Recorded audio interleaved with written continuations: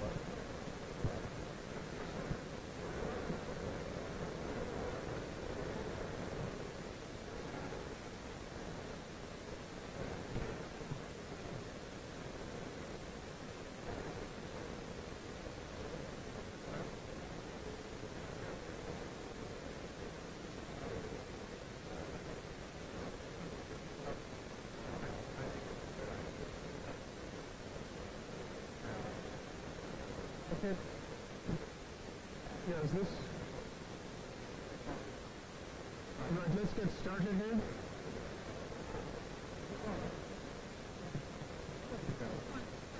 Okay. All right. Thank you, everybody, for coming today. And we've got a very good lineup. We've got a lot of people. We don't have a whole lot of time, so we're going to have to go pretty quickly. And my name is Grant Newsham, and I think you can see from your programs who the audience is. We have Ambassador Morse Tan, Fred Fleets, formerly with the NSC and other places,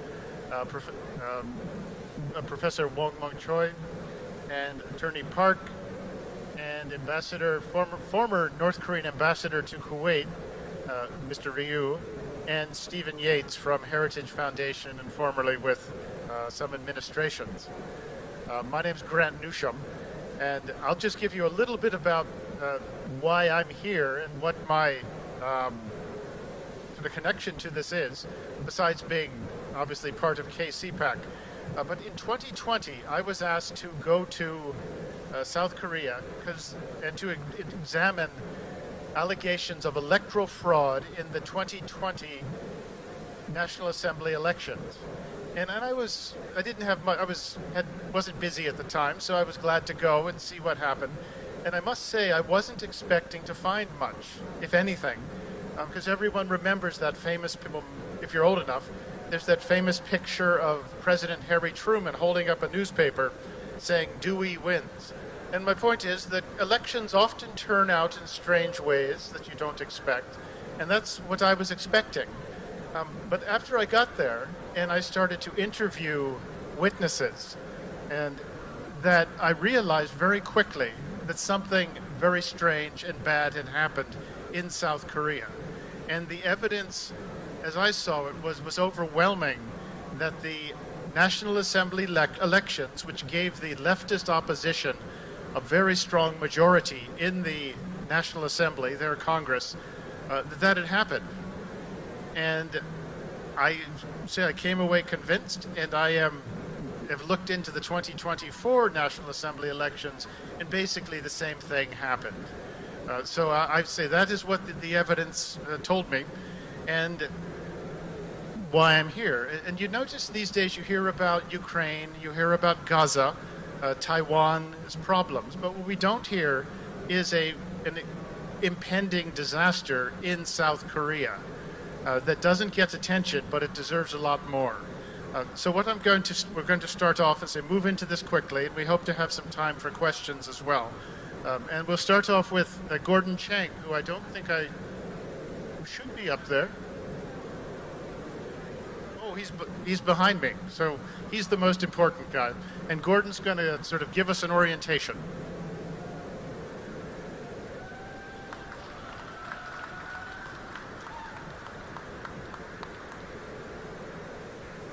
Thank you, Grant. Thank you, CPAC Korea, and Annie Chan. Thank you for your leadership. CPAC Korea is now protecting the world's most vulnerable democracy. Leftists are trying to seize control of the government after the impeachment of President Yoon Suk-yeol on December 14th, and now they have filed criminal charges against him for insurrection.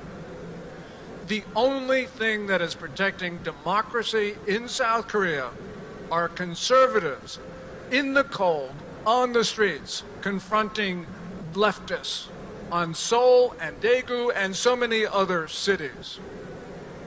What's at stake? Well, nothing less than the continuation not only of democracy, but also of the South Korean state, the Republic of Korea. If you want to know where the front line of democracy and freedom today is, it is in the streets of Seoul. Now, that's the summary. Let's get started.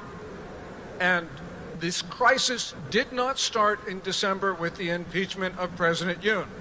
It did not start on April 15th, 2020 with the National Assembly elections, but today we will begin there. And on that day, in the election, it resulted in an uninspected, overwhelming victory for Minju, the Democratic Party of Korea. Minju won that election because of early votes in district after district tipped the results to the leftists.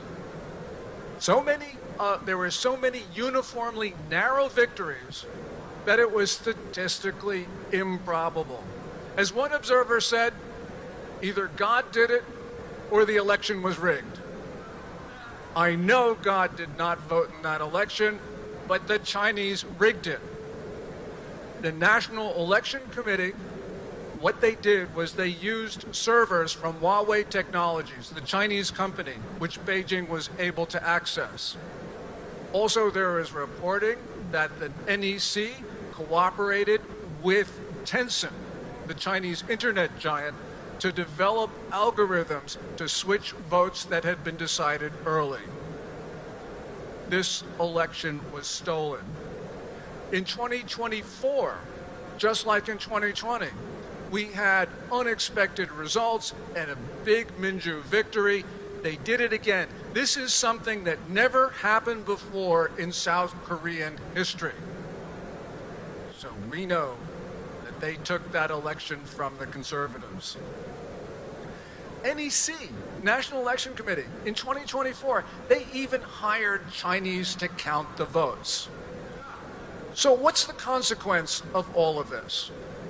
Well, Minju now controls the National Assembly, as they have for the last 4 years, but something else, and that is Minju is not a normal political party. Its leaders somehow seem to think that they are still in the 7th century when China's Tang Dynasty controlled much of the Korean Peninsula. So you have leftist leaders.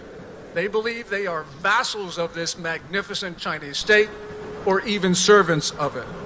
And they are now allowing Beijing to infiltrate South Korean society and to determine outcomes in South Korean elections. So the Chinese and their North Korean friends are now conducting their warfares campaign. There are 3 warfares: psychological warfare, media warfare, and legal warfare. And because of that, the Chinese have become extremely influential. Here's an example. In early December, when you had the big pro-impeachment rallies in Seoul, there were a lot of faces that were not Korean. They were like my wife's. They were Chinese. When the Chinese presence became a political issue in South Korea, what happened? The Chinese demonstrators all at once disappeared. How could that have occurred? We are also seeing strange-looking policemen on the streets of Seoul who are violent with no name tags. Maybe they're Chinese. We don't know for sure, but we can see that this is a time of unusual certainly extraordinary events in South Korea. In South Korea, Minju, we now have a leader, Lee Jae-myung. He is just like previous Minju president with Moon Jae-in.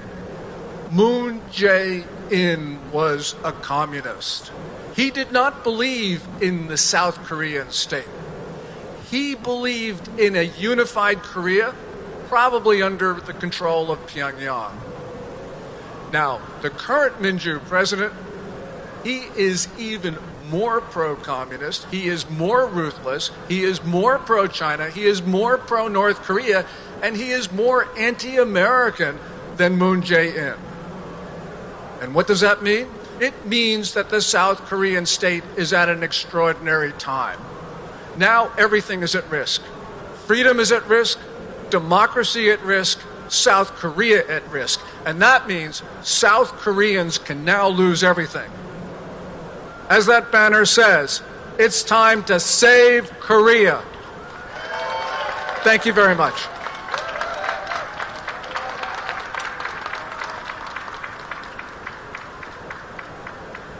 Thank you very much, Gordon. You heard that quote Gordon just said about the 2020 election being either rigged or else God did it. Actually, the person who said that was the former president of South Korea's equivalent of MIT. What do you say? You'd better take that seriously, yet the government in South Korea did not. Now let's get started. I want to sort of get a sense of the current situation in South Korea. And Professor Choi, I wonder if you could just speak for a minute or two to explain to the audience what's going on in South Korea as you see it. Yeah, thank you very much. What's going on is very simple. We have crisis. President is being impeached, and the impeachment trial will be expedited because there is sort of left-wing coalition in judiciary. They are expediting the process. So probably someday in March, final verdict will be issued. So we don't have much time. That's what's going on. And if President Yoon is forced to step down, then what happens?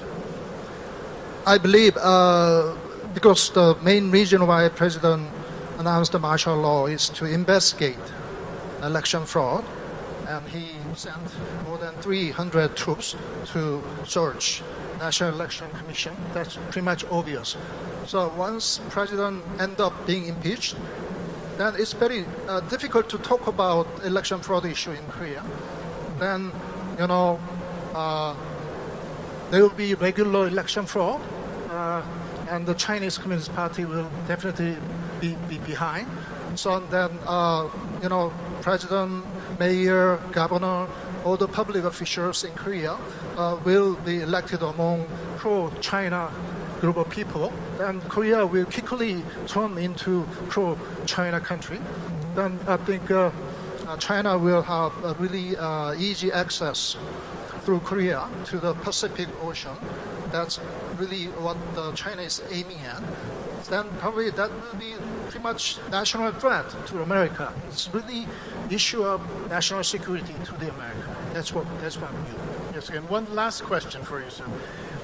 You and Attorney Park next to you have been very active in trying to expose electoral fraud, what has happened on multiple occasions.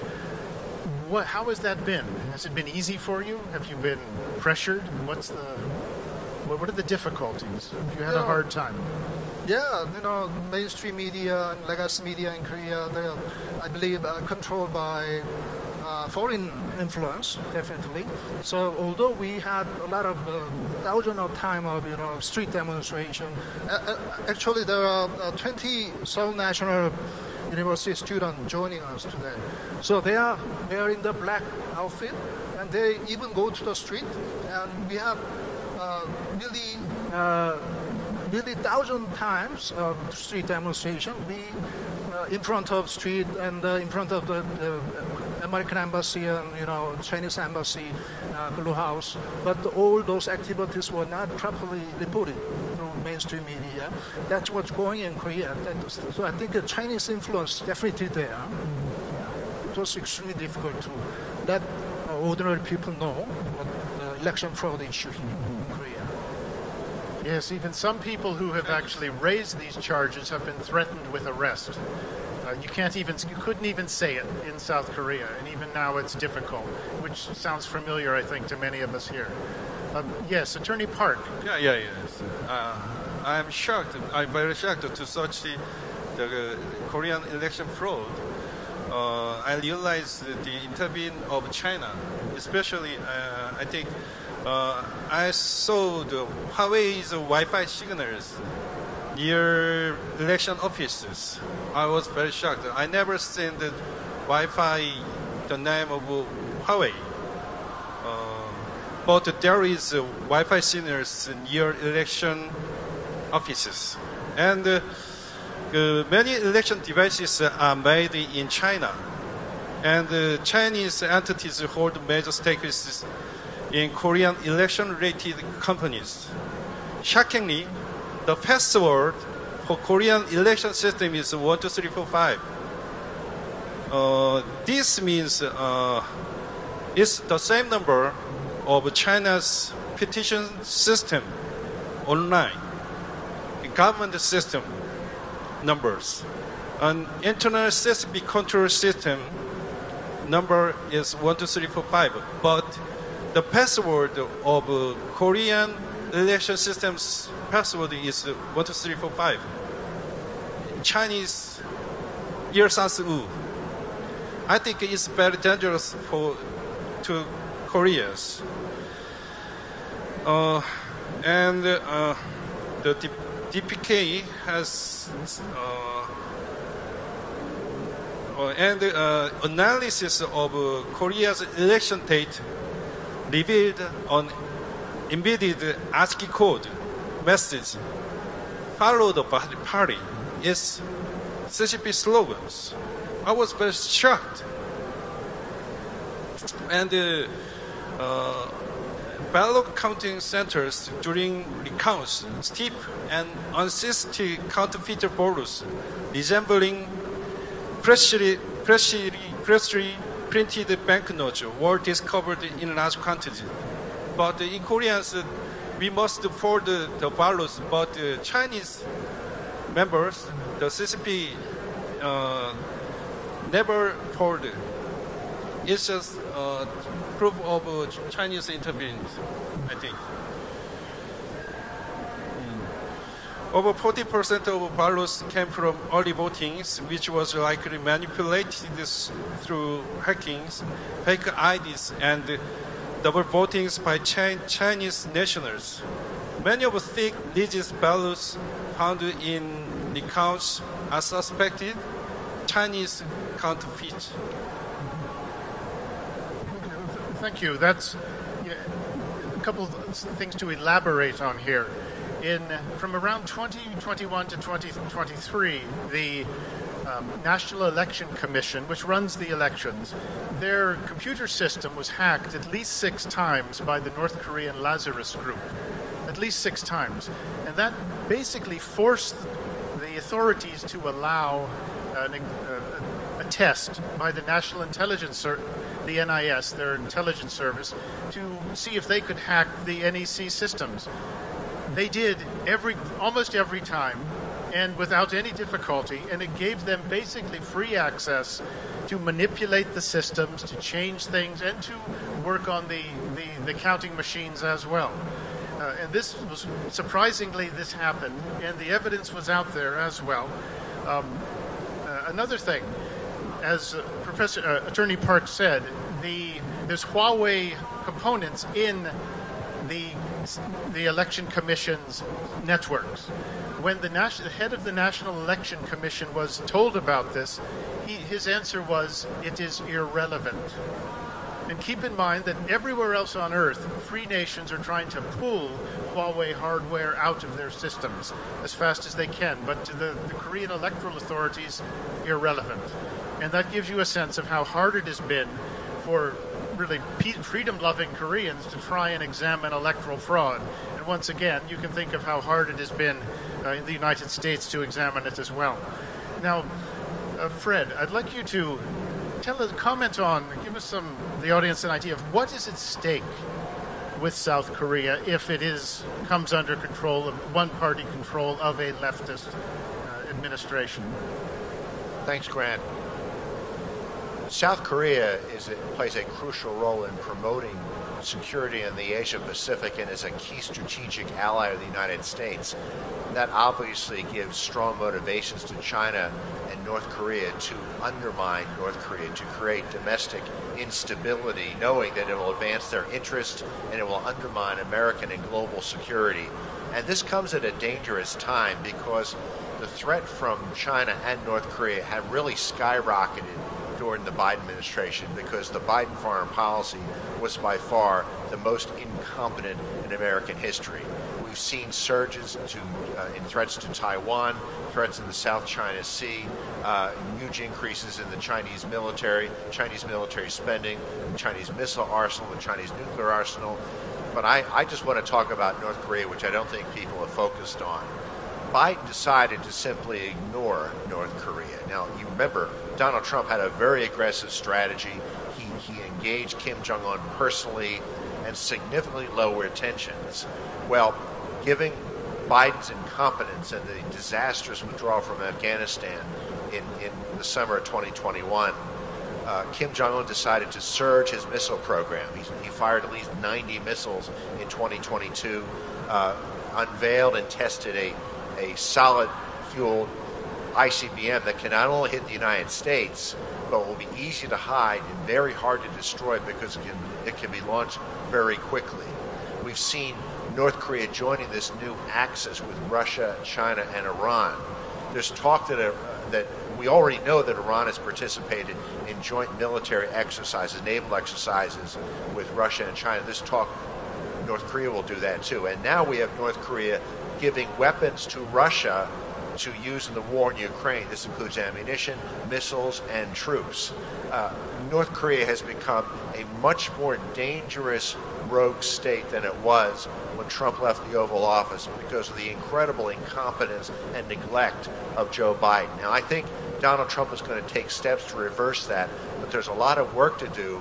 But part of this rogue behavior by China and by North Korea is undermining South Korea's democracy. And I think that when we peel the layers of this onion back, we're going to find active effort, and we've already heard some very active efforts by China and North Korea to undermine North Korea's democracy because they are trying to undermine the security of the Asia Pacific, and if they can, drive the United States out of this region. So this election fraud issue is part of a much bigger security challenge.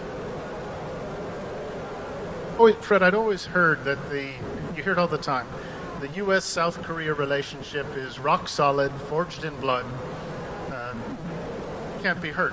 Is it possible that this alliance could come apart? Right now, I don't think so. I think it is a rock-solid alliance. But there are leftists in South Korea who are pretty hostile to the United States, or they are too willing to appease North Korea. And that was certainly true of President Moon. But I think what we may see with the new left-wing president, he will be much worse than Moon, and we may see offers to North Korea that may give away so much freedom and security that South Korea may never get it back. Thank you. And I have a question for Ambassador Ryu. Thank you. Could you comment on what are North Korea's objectives towards South Korea? Does it really think it can take over South Korea?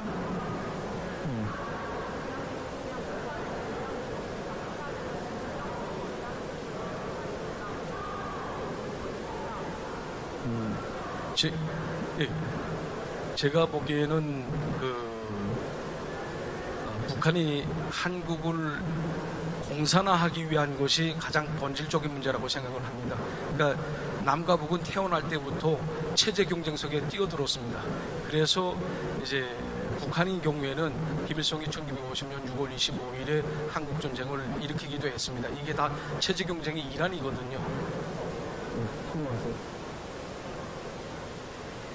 The ultimate goal of North Korea is efforts to make South Korea a communist state. We are in the midst of the ideology warfare, and the reason why Kim Il-sung caused the Korean War in 1950 was part of this ideology warfare. 한마디로 말해서 북한 체제의 우고한 통일을 지금 바라고 있습니다. 그래서 북한이 주장하고 있는 것도 주한미군 철수거든요. What North Korea wants is by North Korea governed Korean peninsula, and that is the reason why North Korea continued claiming for the withdrawal of the U.S. military from South Korea. 그런데 지금 현저하게 차이 나는 것은 1980년대에 들어서면서부터 남과 북의 체제 경쟁은 완전히 끝났습니다. 그 말은 무슨 말인가 하니 한국이 경제, 정치, 경제, 문화, 군사를 비롯한 모든 영역에서 북한을 완전히 압도했습니다. 지금 현재 한국이 경제 순위가 세계 13위거든요. 그리고 또 GDP가 북한에 비해서 40배 이상은 없습니다. 이렇게 이제 체제 경쟁을 할 수 없는 단계에 이르렀기 때문에 북한이 지금 선택과 집중을 해서 핵에 올인하고 있는 것이라고 생각을 합니다. However, since the 1980s, this ideology warfare has ended because South Korea has increasingly exceeded North Korea in terms of economy, politics, and military. South Korea is number 13 when it comes to economic powers, and South Korea's GDP is 40 times higher than North Korea. Therefore, North Korea now has to choose and focus on nuclear weapons. 네, 그래서 북한은 1980년대부터 시작해서 근 40년 동안 자기 체제를 수호하기 위해서 핵을 계속 질 양쪽으로 강화해 왔다고 생각합니다. 이상입니다. Because North Korea has tried to maintain its regime, that's the reason why North Korea has been focusing on producing many and quality weapons for the last 40 years. Okay, thank you very much. Stephen Yates, another something for you. Could you comment, Mr. China, could you comment on how China views South Korea, views the peninsula, views the U.S., South Korea, and Japan alliances? Well, thank you very much. Basically, I would echo a lot of what Gordon gave by way of his introduction and description of the historical relationship and sort of the tributary or subordinate role that near or broad neighbors are meant to play. But I just want to flag a couple of anecdotes and maybe give a proposed solution or an example of how to get back. Number one, a lot of what Gordon described of plainclothes or unmarked agitators and police going in to change reality on the ground, we've seen this in Taiwan, we've seen it especially in Hong Kong. And in the erosion of freedom in Hong Kong, the great magic in a dark way of what the CCP was doing is it convinced the Hong Kong people themselves to destroy their own institutions and give up their own freedoms. And if you look, there's a second example of that that's worldwide, but it affected us here. The COVID virus was developed and deployed out of China. They lied and manipulated the World Health Organization, but the greatest damage done to America during the COVID pandemic was Americans destroying our own institutions and our own freedoms. They got us to do it to us. And so what Gordon and others are warning about are Chinese Communist Party influence operations where they are trying to get Koreans to destroy their own institutions, the pillars of that vaunted alliance that has been forged in blood and should be rock solid. And so it is a version of this mind virus that goes out there. But the only way we can get back is if the Korean people get to a point where they've had it the way the American people had, that there's a Make Korea Great Again movement the way there's a Make America Great Again movement, and we've got to have a new golden age that is not in America but also in Korea. One of the tools to do that is election integrity. And I'll just end with this anecdote. One of the most attacked areas by the Chinese Communist Party is Taiwan. I've been blessed to spend most of my life from martial law to today looking at the electoral process in Taiwan. Somehow, in a single day, 12 to 15 million people are allowed to vote, but they show an identification, they fill out a paper ballot that has witnesses, and they are able to go through and have results by 8 or 9 p.m. that end up not really even being contested. But they have a system. It's not America telling the world have to do it. One of the other vulnerable democracies already does this. And we don't need electronic systems to count. It's done by the precinct level up. And human beings have shown that they can do this with integrity in other countries. And so, watch out for the CCP influence operations. Watch out for the mind virus that gets us to attack each other and our own institutions. But do go back to making it easy to vote and hard to cheat with paper ballots and verifiable systems. With that, hopefully, we have a diagnosis and a prescription. Thank you. And now, Attorney Park, along these lines, what would you recommend? What would you like to see changed in the South Korean electoral system to make it more honest?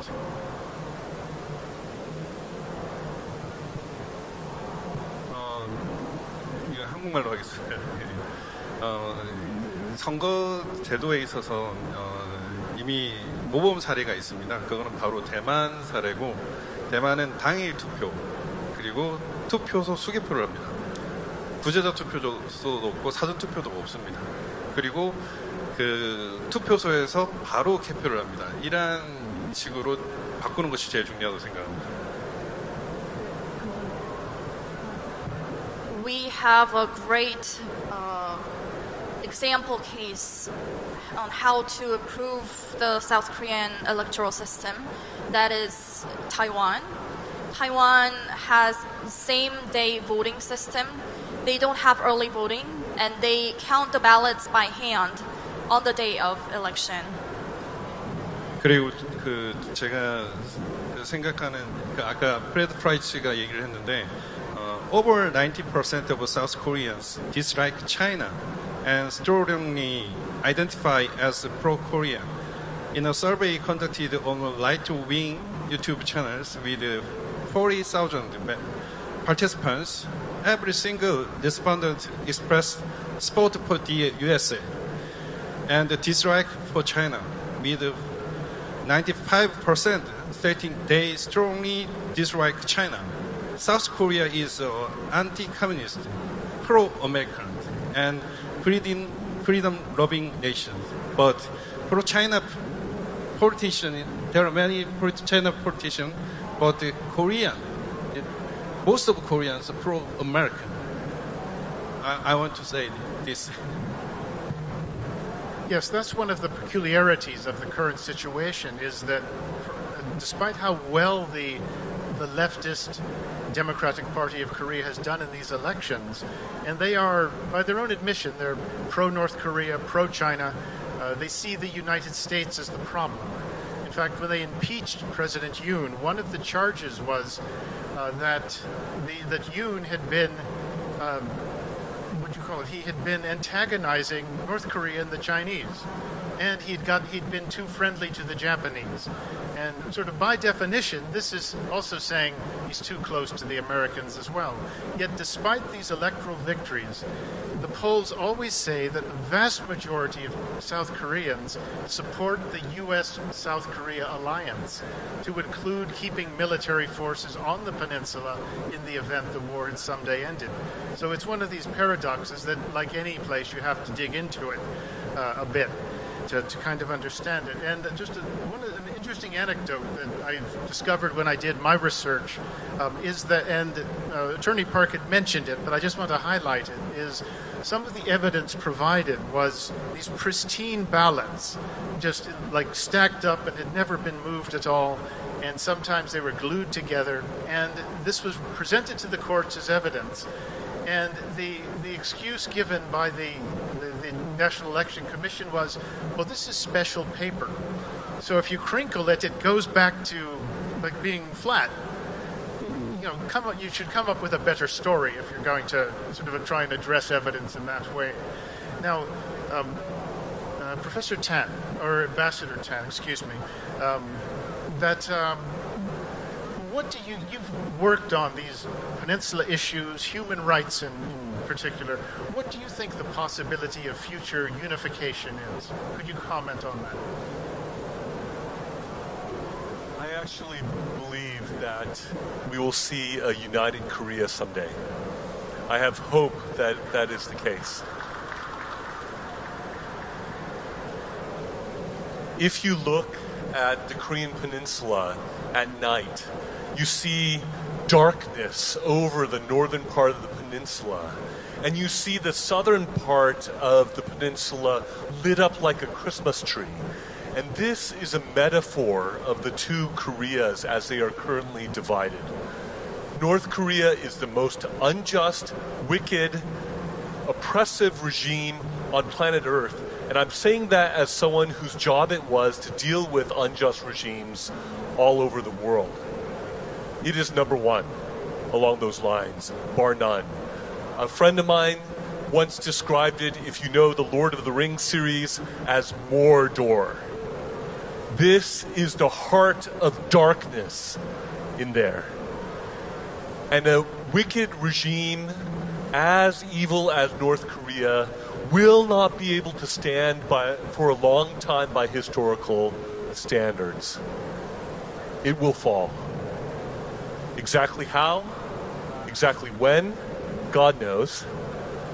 But will it be sustainable over a long time by historical standards? I would say no way, and history teaches us that.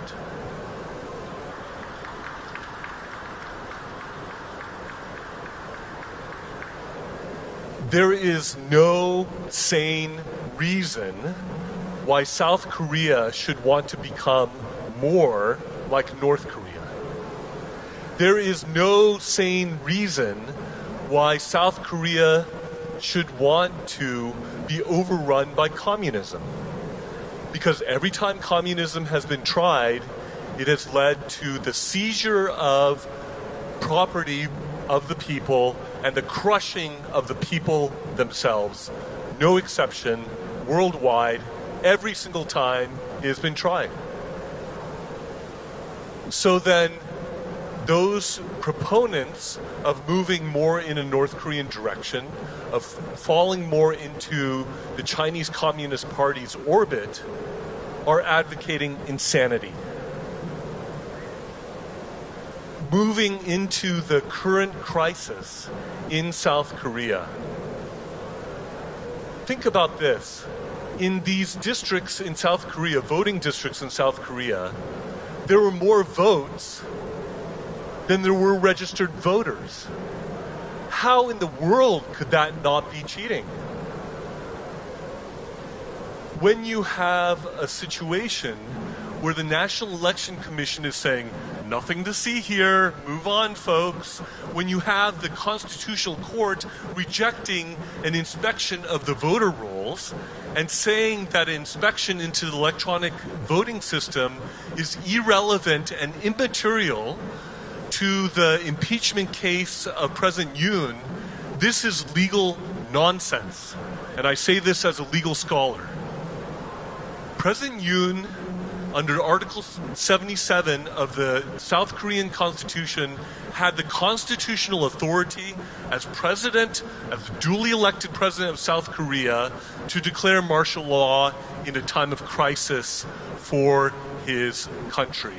He did this at great risk to himself as president, and he has been paying the price heroically for his country.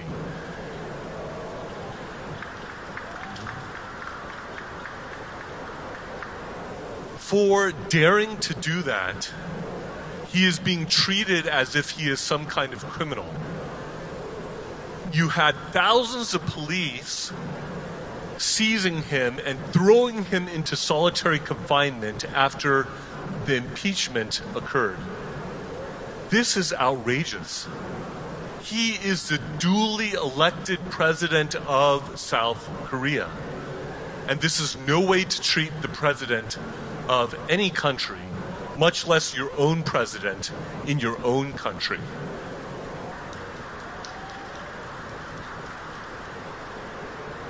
the Constitutional Court of South Korea should know that they are being watched.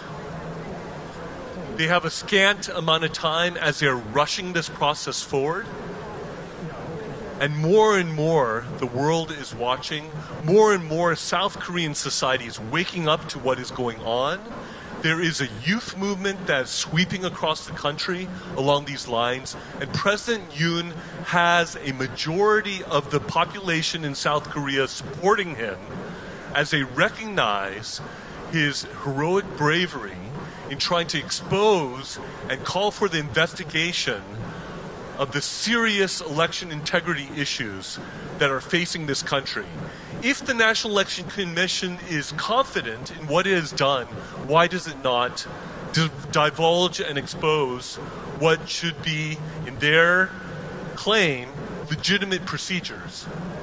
If they have something to hide,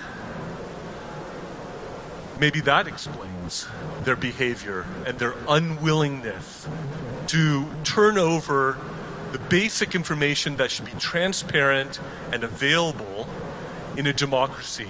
And if a democracy loses its election integrity, then the fundamental right of the people to govern themselves and to choose those who represent them is lost.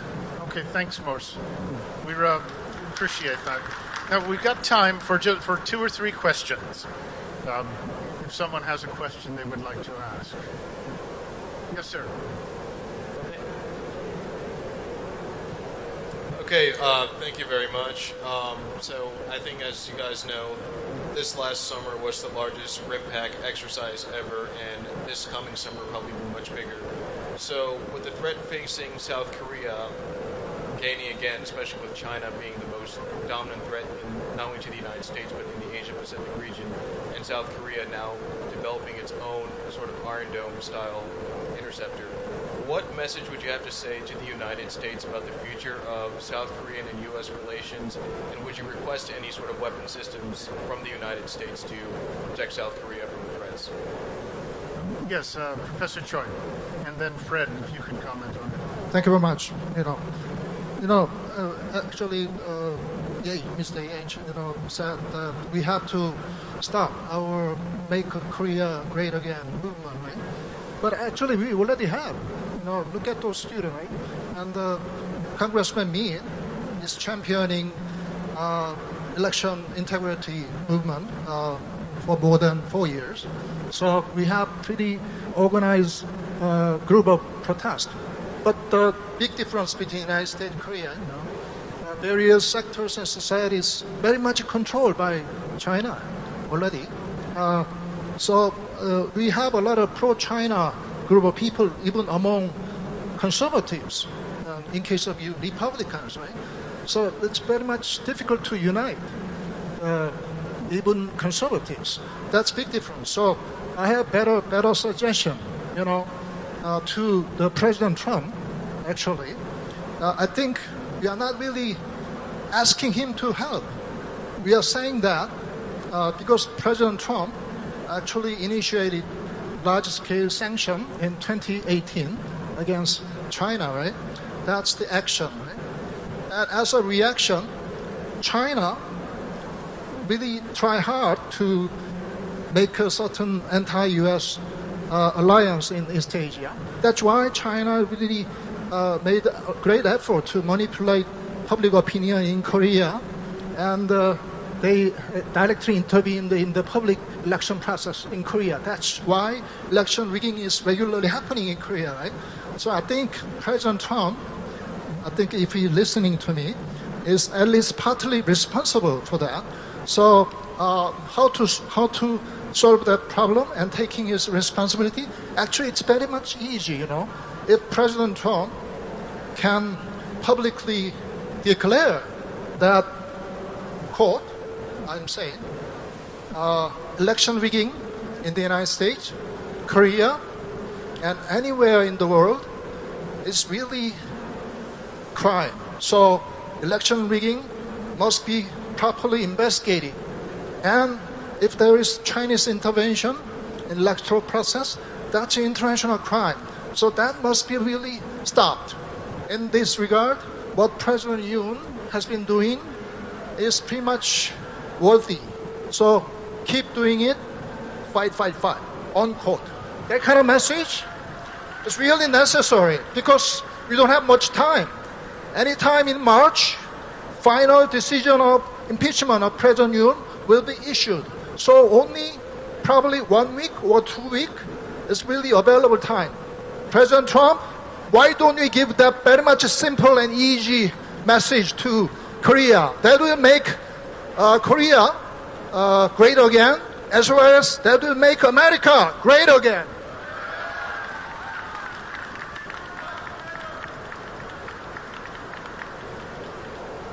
I'm very sorry that President Yoon may not be working with President Trump. I hope he is, because he demonstrated extraordinary skill in foreign policy.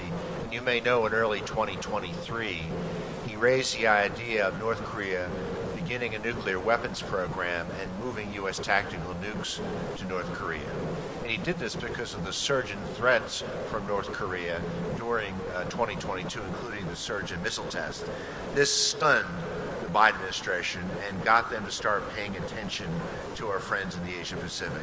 And it led to the Washington Declaration, an arrangement on which South Korea will have a say in the use of U.S. nuclear weapons against North Korea in the event there's a conflict. It also led to the Camp David principles, the joint meeting between the U.S., Japan, and South Korea, in which they agreed to cooperate more closely to promote security in the region. There's been a number of joint military exercises. These are great things, but look, these were done because of the leadership of South Korea and Japan, and they were reactive. Joe Biden can't go around bragging that he did these things. This is a result of his incompetence. Now, recently we saw the U.S. deployed a B-1B bomber in a joint air exercise over the South Korean peninsula. This was the first deployment of a strategic asset by the Trump administration since the election. This is important because we don't fully know what President Trump's policies towards South Korea will be. I think this means he's going to stick to these two key agreements negotiated by the Biden administration. He's going to continue joint military exercises, and I think there's going to be a very strong joint effort by the U.S., Japan, and South Korea to stand up to the growing threat from China and North Korea, and we will see more exercises like we just saw with the B-1B bomber. Thanks, Fred. Yes, sir. Yes, one more. Yeah. Thank you very much, Fred, for that very insightful analysis on the strategic alliance on the military front. And I have a question for Mr. Gordon Chang. Could you indulge us of what President Xi, People Liberation Army, of what Fred just said, and if that will have a greater influence on Kim Jong-un and how our new defense administration is going to respond to those changing demographics. Thank you very much. What the Chinese will do will be try to intimidate South Korea into not deploying missile defense. We saw this in the administration of Moon Jae-in, where South Korea deployed one battery of THAAD, Terminal High Altitude Area Defense. South Korea did that with great vigor. The Chinese then pushed back. Moon Jae-in, we talked a lot about being very pro-China. He then issued the 3 no's without consultation of the United States. And those were like no more THAAD missile defense, no more cooperation with the U.S., no cooperation with Japan, no participation in trilateral missile systems. And I think the one thing in answering to your question about RIMPAC and what weapons we should be putting in South Korea would be more THAAD batteries, because not only would that protect South Korea from North Korea and Chinese missile attacks, it would be a demonstration of political will on the part of Seoul to defend itself, and showing that Seoul was close to the United States, that indeed we are together, we are one. And I think that from a political viewpoint, that would have great effect on the Chinese. Okay, thank you. I'm afraid we've just about run out of time. I wish we had... Can you ask it like in 10 seconds and get an answer in 10 seconds? Let's give it a try. Does the Democratic Party in Korea recognize that an untrusted electoral system will result in weakening the country and their own bargaining position vis-a-vis China? Any takers on that? Go ahead. It is a poison pill that they are willing to ingest to seize short-term power and to turn the country upside down. It is maybe tactically they think in their favor, but strategically over the long term it cannot be sustained in terms of an actual democracy and standing along those lines. So short term, maybe tactically savvy and cunning, if you will, but dishonest and wrong. But long term, unsustainable if you want a democracy to remain in South Korea. Okay. Well, let's try one more. Yes, ma'am. Could you just ask it really quickly? Yes, thank you very much, gentlemen. I'm from Vietnam, South Vietnam, and I'd like to find out, CCP was violated in 1974 by attacking us and control the Spratly Island. Would there any chances that you guys can reopen that case? Because CCP, they violate all over. Once they, take one place, they're going to go to another place, a domino effect. Thank you. Stephen, do you have a take on that? Very, very briefly, the new administration, I think, is going to have to work very, very hard to pivot resources and engagement in Asia. Obviously, the mission number one right now, end the wars, and to revive some of our alliances in other regions so that we can surge in the Indo-Pacific. The areas where China has been very aggressive with outrageous territorial claims have really gone too far. They've even awakened countries like the Philippines and others. I hope that we seize this opportunity. It's going to be important work ahead. We have to be very brief in the answer because of time, but this is clearly an area where the free world needs to stand shoulder to shoulder, and we need to help our friends be able to protect themselves. Okay, thank you. I'm afraid we are out of time. But I'll just close it out, that what you get a sense of all of this, and I think everyone here knows it, is the centrality, the importance of free, honest elections to everything that we've got. And where I was really reminded of it is when I got involved in this question in South Korea, because this was entirely done by citizens who were distressed at what had happened. They're the ones who produced this overwhelming evidence in the face of opposition.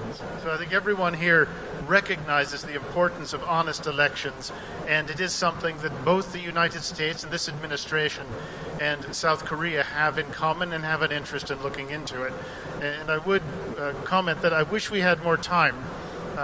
You can apply for college credit afterwards if you would like, but I apologize for not giving people more time to talk, but I appreciate you coming, and thank you as well for the audience as well.